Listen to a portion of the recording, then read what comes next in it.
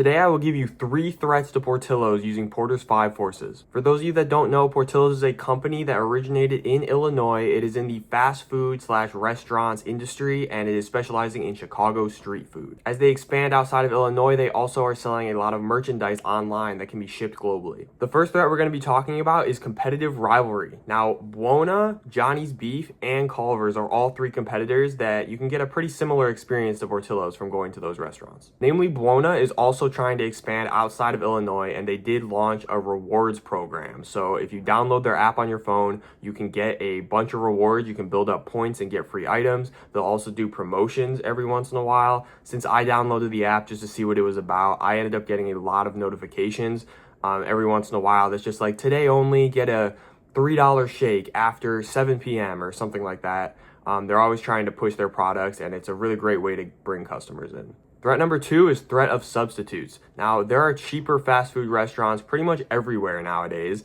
There is McDonald's, Burger King, Wendy's, and Shake Shack, just to name a few. Consumers can also just opt to eat food at home. Why would you spend $20 a person eating at Portillo's when you can spend like $5 or even less per person just by eating at home? Threat number 3 is the bargaining power of buyers. Now, there are so many alternatives to eating food that Portillo's is really trying to compete with every other alternative to eat food. Not only that, but they have low to no switching costs to just going to another restaurant or eating food at home. They do have a rewards app, but I mean, you could build up points from Portillo's, and that's definitely a valid reason to want to go to Portillo's, especially if they have a promotion like, oh, you get a free large fry or a free shake or something like that. That could definitely prompt you to want to go to Portillo's, but at the same time, it's not really a make it or break it kind of deal. It's not like switching internet providers, for example. Oh, you're going to lose your free phone, something like that, as opposed to just you're not going to be able to use your points. Some consumers would argue that Portillo's is actually on the expensive side of fast food, and $15 to $20 plus per person is a little bit excessive.